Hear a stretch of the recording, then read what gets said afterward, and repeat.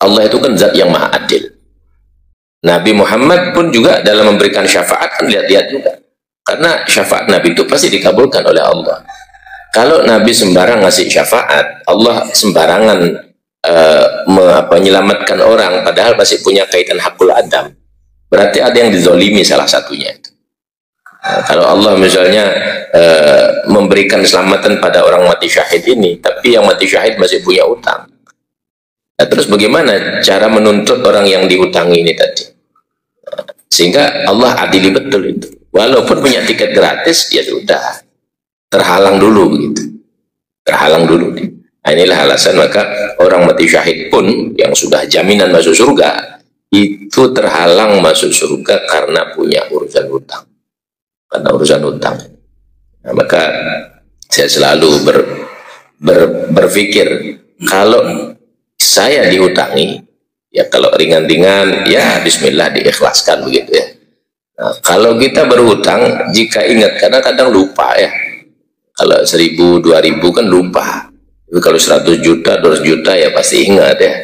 Kalau cuma 1.000, 2.000, 3.000 lupa kadang ya. Atau mungkin 50.000 kadang mungkin lupa ya. Maka perlu kalau saudaranya punya utang, ingatkan.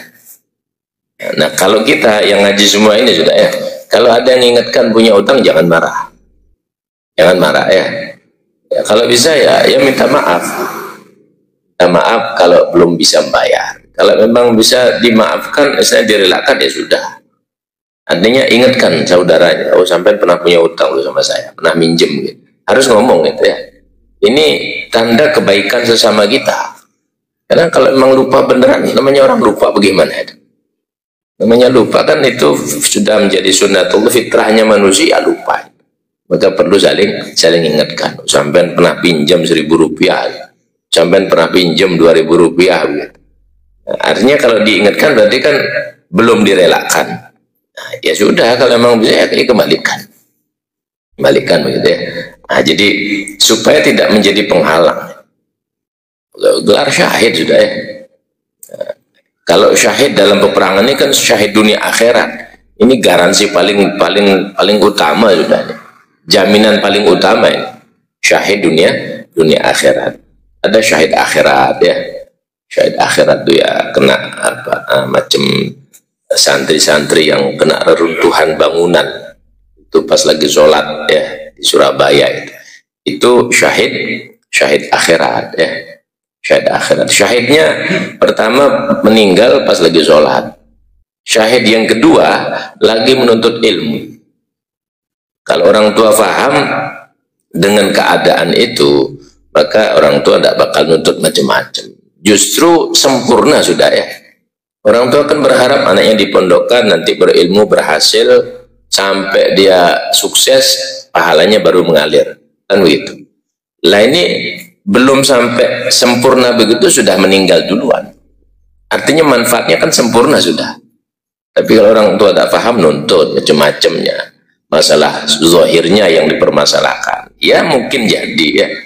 Ada istilah kelalaian lain sebagainya. Mungkin jadi. Nah, tetapi saya melihat, sedikit bergeser sedikit ya. Saya melihat pondok-pondok dulu itu ya. Memang santri itu rata-rata tidak membayar. Ataupun ya kecil sekali. Bahkan kecenderungan kiainya yang ngasih makan, yang kadang ngasih baju ya, membantu.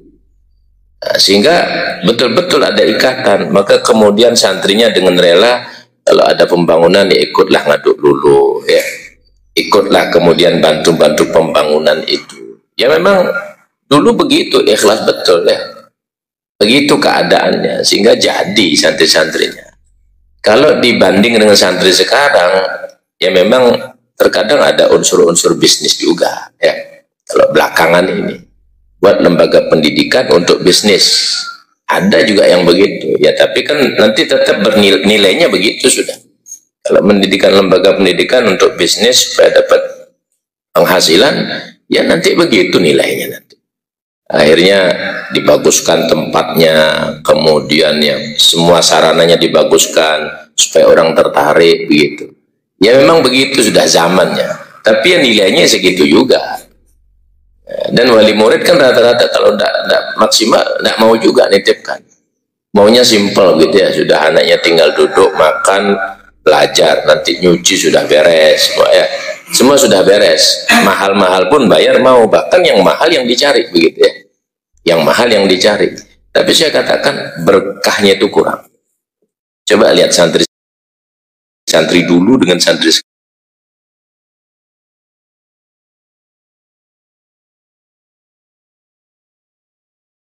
sekarang. Kenapa orang dulu itu rata-rata jadi? Karena keberkahan. Kalau sekarang jarang yang jadi ya. Kenapa? Orientasinya sudah uang begitu. Sudah urusannya itu.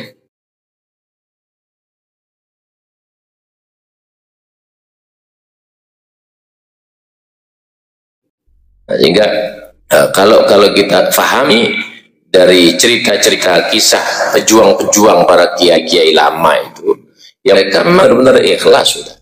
Sehingga kalau santrinya tidak bayar ya sudah, dia sudah tidak bayar. Ya tujuannya bantu juga. Orang bantu yang orang belajar ilmu ini kan ngasih makan, ngasih uang, bahkan baju sarung itu. Kiai, Abaib yang bantu itu. Dibantu betul itu ya. Sehingga kalau sekarang misalnya kita berterima kasih kalau datang ke sana, misalnya ngasih uang, bukan nyogok kiainya, bukan ya. Tapi ya kita terima kasih dulu. Allah mereka kasih demikian, Allah gerakkan hati mereka itu untuk membantu kita jauh-jauh dari Bali mondok di sana, tidak ada keluarga, dengan benar-benar dibantunya. Memang begitu ya. Sehingga kalau saya melihat kasus ini yang di Surabaya ini, yang pertama santri-santri jelas syahid itu syahid akhirat ya. Pertama karena lagi sholat kena ambruan bangunan itu. Yang kedua ya menuntut ilmu mereka di sana. Kalau sudah begitu kan sempurna sudah. Apalagi yang mau dipermasalahkan. Tapi namanya banyak orang ya begitu sudah. Namanya banyak orang ya. Ya tapi semuanya dengan nilainya masing-masing. Semua dengan nilai masing-masing. Nah kembali lagi bahwa orang yang mati syahid itu tiket gratis masuk surga. Nah, kisah sahabat A'rabi ini dia membenarkan Allah, Allah pun membenarkan apa yang dia yakini itu. Maka Nabi SAW mengkafani dengan jubahnya dan nanggung jubahnya Nabi dipakai kain kafan. Kain kafan itu kan tidak selalu kain putih yang dibeli itu. Orang-orang dulu itu cenderung justru yang dipakai ibadah, pakai sholat, pakai umroh, pakai haji, itu yang pakai kain kafan. Kalau kain kafan baru kan tidak ada saksinya, itu ya baru, apalagi dapat hadiah, kan belum ada saksi nih kain kafan. Tapi kalau sudah dipakai ihram ya, atau sarung yang hari-hari pakai sholat, itu kan jadi saksi sekaligus dikubur itu. Nah, tapi orang kadang nggak berpikir begitu, dicarinya kain kafan yang putih dibelikan. Kalaulah kita mengerti keutamaan berkah semuanya saja ya, itu kita akan berwasiat. Nanti saya kalau meninggal ini sarung saya selalu pakai ke masjid, pakai nanti nguburin, pakai bungkus. Begitu harusnya ya, begitu harusnya. Ini dulu jubah saya ini saya pakai waktu ngaji, saya pakai sholat, ini pakai bungkus nanti. Begitu sebenarnya cuman kadang nggak ngerti itu semua dikasih orang gitu ya, dikasih orang dibiari, kadang ya sudah tumpuk di lemari dibiari sudah. Beli kain baru yang belum ada bekas-bekas kebaikan, tidak pernah dipakai. Nabi tidak jarang jubahnya dikasih sahabatnya, istimewa. Tapi ya kalau sudah dikasih sahabatnya ya istimewa jubahnya Nabi. Malaikat tuh pasti sungkan itu. Nanya ini kain apa? Jubahnya Nabi. Tidak berani malaikat macam-macam orang tahu itu jubahnya Nabi. Ya berani malaikat mungkar nakir, tidak berani macam-macam. Sungkan itu mau nyobek jubahnya Nabi itu. Ya tidak berani. Tapi bukan sebatas itu, karena keberkahan. Sayyidina Abu Bakar berpesan pada Siti Aisyah, kalau saya meninggal, saya punya kain yang tiap hari saya pakai jamaah di belakangnya Rasulullah. Pakai ini nanti waktu saya meninggal. Kubur saya pakai ini. Itu wasiatnya Sayyidina Abu Bakar begitu. Nah, ini kalau kita sudah pahami, maka renungkan baik-baik. Ada bagusnya kalau pakaian yang agak sudah kira-kira kita bosen make gitu, namanya bosen kan terkadang dikasih orang tidak apa-apa. Cuman ada pakaian yang kita perlu juga berpikir, kalau kita meninggal ya sorban yang pakai sholat lah ya. Nah, pesan kepada keluarga, nanti bungkus saya pakai sorban ini, bungkus saya pakai sarung ini. Nah, ini untuk apa? Menjadi saksi kebaikan, menjadi saksi kebaikan. Nabi SAW mengkafani ini sahabat dengan jubahnya. Kemudian Nabi lah yang membawa itu. Kemudian yang apa namanya, yang mendoakan khusus ya, mendoakan khusus. Dan di antara doanya Nabi begini, Allahumma hadza abduk, ya Allah ini hambamu, ini hambamu ya Allah. Kharaja muhajiran fi sabilik, dia keluar memang untuk apa? Berjuang di jalan, untuk menegakkan agama. Faqutila syahida, dan dia meninggal mati syahid. Wa ana alaihi syahid, dan saya saksinya langsung ya Allah. Nabi yang bersaksi langsung, bagaimana tidak selamat ya? Aku saksinya langsung, ini dia mati syahid ya Rasulullah. Dan Nabi mengucapkan begitu, itu termasuk garansi sudah. Karena ada juga Nabi memberi informasi, bukan nakut-nakuti sahabat. Nabi informasikan ada sahabat, ini orang masuk neraka ini. Ini orang masuk neraka ini. Sahabat-sahabat heran, penasaran, loh, kok bisa ini perangnya totalitas ini, terdepan dia melawan musuh ini. Lalu rupanya setelah selesai peperangan meninggal itu orang, adalah di bungkusan kain. Dulu kan bawa bungkusan kain dia untuk berbekalan ya. Rupanya ghanimah belum dibagikan, dia ambil baju dingin deh. Baju dingin disembunyikan di pembungkus kainnya itu. Sahabat-sahabat rupanya, oh ini rupanya sebabnya. Dia ngambil duluan, ini harta rampasan belum dibagi sama Nabi, dia ngambil duluan ini. Bukan haknya dia. Kok dia ambil duluan? Nabi bilang ini orang masuk neraka. Sahabat-sahabat seperti tidak percaya, ini orang berperangnya totalitas. Tapi kok bisa Nabi vonis dia masuk neraka? Nah, kalau Nabi bilang masuk neraka ya berarti informasi dari Allah kan begitu ya. Nah, maka jadi hikmah juga bahwa ketika divonis baik, itu berarti kebaikan itu pasti mengiringi orang tersebut. Ketika divonis tidak baik ya berarti tidak baik mengiringi orang itu.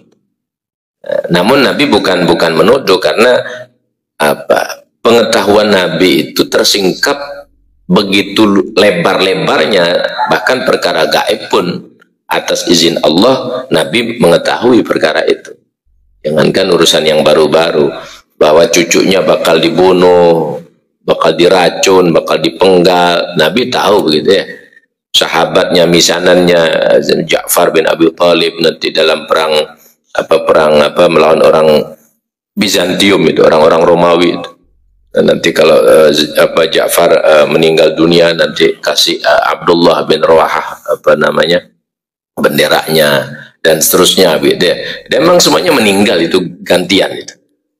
Gantian meninggal. Nanti kalau sudah tiga-tiga meninggal, kalian pilih pemimpin, terserah sudah. Akhirnya dipilihlah Sayyidina Khalid bin Walid. Nabi tahu itu.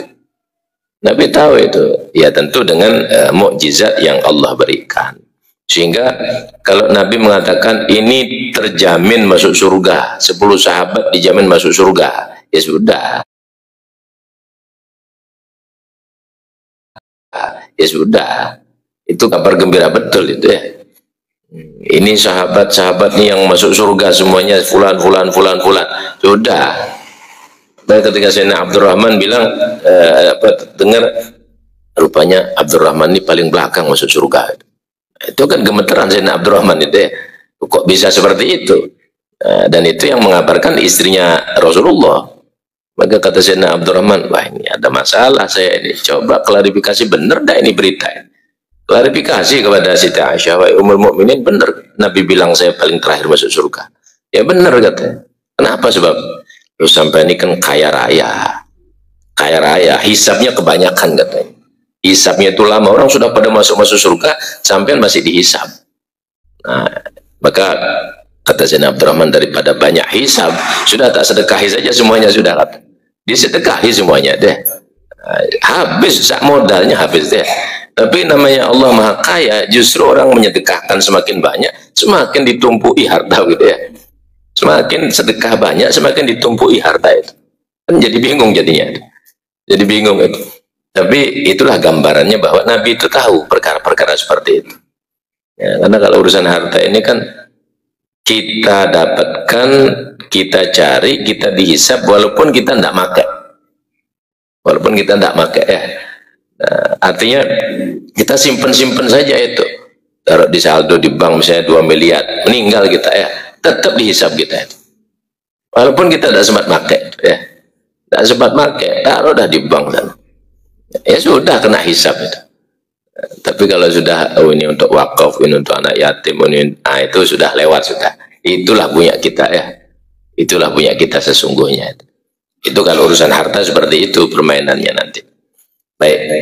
Maka kesimpulannya dari bab ini saya simpulkan bahwa sesuai dengan judulnya adalah kuwatul iman. Begitulah para sahabat itu dalam kekuatan keteguhan iman mereka. Kita bisa seperti itu dan kita pelajari perkara ini ya untuk meniru. Nah, kalau yang baik ini kan patut ditiru, untuk meniru begitu. Bahwa bagaimana keteguhan mereka, kekokohan mereka di dalam mengimani Allah dan Rasulnya, dalam menjalani kehidupan sebagai orang Islam. Walaupun susah, tapi imannya kokoh betul. Macam gunung itu ya, nggak bisa digeser sudah itu. Nggak bisa digeser sedikit pun ya sudah begitu, sudah kenceng. Itu para sahabat itu seperti itu. Sehingga wajar kalau mereka dapat jaminan selamat. Wajar. Ya kita bagaimana? Ya mari pelan-pelan meniru. Ya namanya kelasnya kita orang yang jauh dari zaman Nabi, ya tentu keilmuan tidak sama, lingkungan juga tidak sama, ya pengaruh-pengaruh juga tidak sama. Ya maka dengan adanya kita ngaji, dengan adanya kita kumpul, mendengarkan nasihat, ya berharap mudah-mudahan iman kita semakin kokoh, semakin teguh, dan mudah-mudahan keteguhan iman ini Allah tetapkan sebagai nikmat bagi kita semua sampai meninggal dunia nanti. Kita menjadi hamba-hamba yang beriman kepada Allah Subhanahu wa taala. Amin ya rabbal alamin. Al-Fatihah. Dan insyaallah bismillahirrahmanirrahim. Alhamdulillahi rabbil alamin arrahmanir rahim maliki yaumiddin iyyaka na'budu wa iyyaka nasta'in shiratal mustaqim shiratal ladzina an'amta 'alaihim ghairil maghdubi 'alaihim waladdallin. Bismillahirrahmanirrahim. Alhamdulillahirabbil alamin. Allahumma shalli wa sallim ala sayyidina Muhammad wa ala sayyidina Muhammad. Rabbana fa'alna ma 'allamtana rabbi 'allimna alladhi yanfa'una.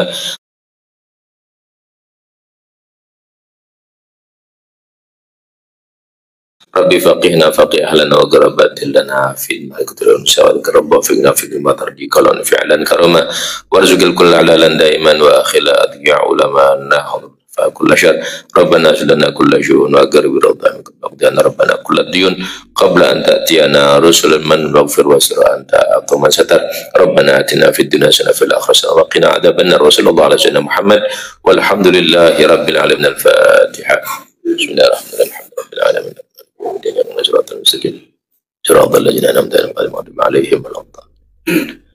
Baik, sebelum saya akhiri, kalau ada yang mau bertanya, mau di-sharingkan, silahkan. Yang punya tugas boleh mendahului.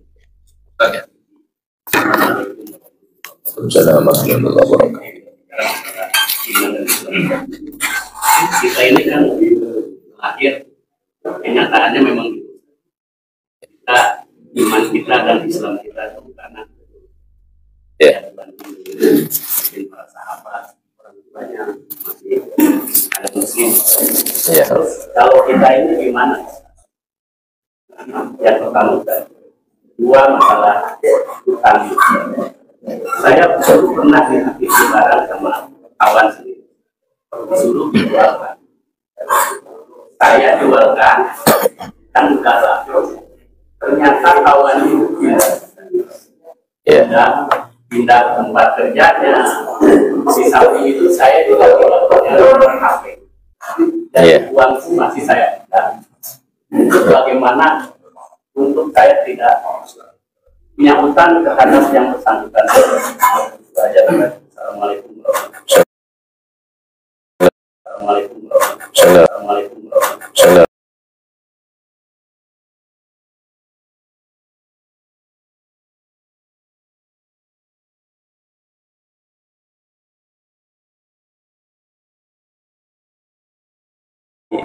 kebiasaan, akhlak, semua itu memang yang paling utama, nggak bisa dibandingin.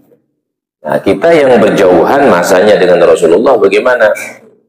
Ya tinggal mengambil suri tauladan, memacu diri agar bisa sama, walaupun nggak bakal bisa sama, nggak bakal ya. Jangankan kita ya, tabi'in itu sealim-alimnya, sehebat, setinggi-tinggi makomnya tabi'in, itu ya selevel dengan yang paling rendahnya levelnya sahabat kan gitu. Apalagi zaman kita jauh sekali sudah ya, jauh sekali itu. Namun ada satu kabar gembira bahwa Nabi pernah bilang begini, syagautu ila ikhwani, saya itu kangen kepada saudara-saudaraku begitu. Dimana sahabat melihat apa Nabi lagi gundah, apa Nabi galau, kok kangen dengan saudara-saudaranya. Nabi sahabat bilang, bukankah alasna ashabak ya Rasulullah, bukan kita ini sahabat-sahabatmu, ya, kita saudara-saudaramu katanya. Nabi bilang, enggak, kamu itu ya sahabatku. Saudaraku itu adalah mereka yang hidup jauh dari masaku nanti, tapi dia cinta kepadaku, dia beriman kepadaku. Nah, itulah saudara-saudaraku. Itu yang aku kangeni katanya. Nah, siapa yang dimaksudkan? Ya, kita di zaman akhir. Jadi yang di zaman akhir. Nah, berita demikian ini, kabar demikian ini kan ya cukup membahagiakan. Artinya Nabi peduli bukan hanya pada sahabatnya saja, tapi umat yang jauh masanya dengan beliau, Nabi pedulikan. Nabi sudah sebut-sebutkan begitu ya, walaupun tidak pernah ketemu Nabi, tidak pernah berkumpul sama Nabi, tapi ada harapan. Nabi itu sendiri kangen. Namanya kangen itu kan berarti ada harapan bertemu kan begitu ya. Namanya orang kangen ya. Ada harapan berkumpul, ada harapan bertemu seperti itu. Nah, maka kita tetap harus berbesar hati. Nah, sehingga pemacunya itu apa? Ya, cinta kepada Rasulullah yang didasari dengan semangat belajar ilmu. Itulah yang nanti bisa mengangkat derajat itu.